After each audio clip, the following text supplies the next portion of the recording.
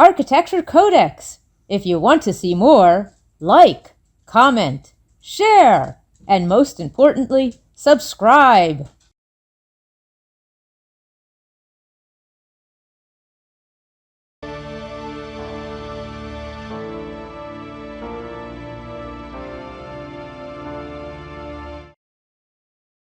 I have mentioned earlier that building tall buildings has become boring. So much so that I missed the opportunity to make my 53rd Architecture Codex video about 53 West 53rd Street. This is the new tower that is part of the Museum of Modern Art building, designed by renowned French architect Jean Nouvel, who we saw in Architecture Codex video number 9.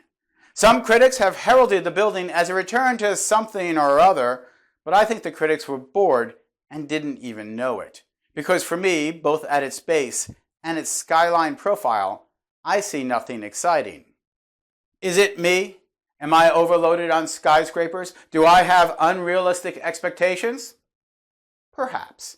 I am generally not preoccupied with newness or superficial innovation. I appreciate excellence. Whether it's a good recipe, something like slow-cooked ribs, or an excellent eggplant parmesan with a really good sauce, I will go back for seconds and I will savor the leftovers. But with 53 West 53rd Street, I feel like we got served tuna casserole again. At the base, the facade is properly deferential to its neighbor MoMA, the Museum of Modern Art, where people still will be directed to use the current entrance, even though the lower floors of the new tower are part of the exhibition space of the museum. The big X's of the cross bracing are effective in telling pedestrians to stay out. You are not wanted here. Much has been made of the expressiveness of the X's and the diagonal bracing of the exoskeleton showing the essential structure of the shaft of the tower. Yes, very nice thinking, and it appears that Jean Nouvel worked closely with structural engineer WSP to coordinate the design of the tower based on the structure. But we saw this idea break through on Chicago's John Hancock building over 40 years ago. And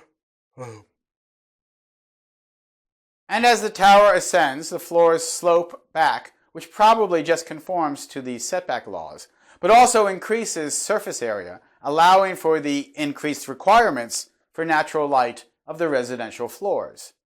The top then of this 77-story building, with floors arbitrarily renumbered so that the top floor is called the 87th floor, is tapered to form a series of 5 chisel blade thingies that they call spires. The building is inconsequential to the skyline, and that would have been the case even if it were 200 feet taller as originally planned. With all the laws, leases, and financial considerations, architectural design may be the least powerful influence on what a skyscraper in New York City looks like. Jean Nouvel's competent design may be all that was possible here, and it is hard for me as an architect who has dealt with such limitations to fault him for that, even if I am not salivating at the final design.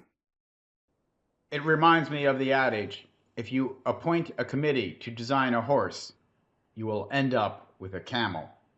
The first building for MoMA was built here in 1939. Designed by Philip L. Goodwin and Edward Durrell Stone, it was clean, modern, and dignified, contrasting beautifully with the more traditional buildings adjacent to it. The museum was expanded behind the front in the 50s and 60s, and Philip Johnson, the architecture curator, redesigned the garden in 1953. A substantial renovation in 1984 by Cesar Pele doubled the gallery space and updated the visitor facilities, primarily the now required huge museum store. A 2004 edition by Yoshio Taniguchi once again doubled the museum space, adding to both the east and west of the original buildings, but maintained the building's modernity. By 2019, architects Diller, Sofito, and Renfro, along with Gensler, renovated the galleries again and took over the American Folk Art Museum to bring MoMA to over 700,000 square feet of space.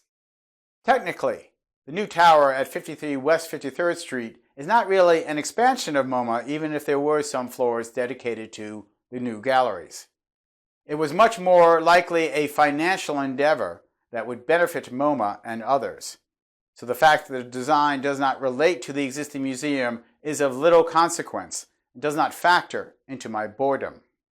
Every architect wants their shot at designing a skyscraper, but experience tells me that even the best architect has to first address the laws of God, the laws of man, and the laws of economics.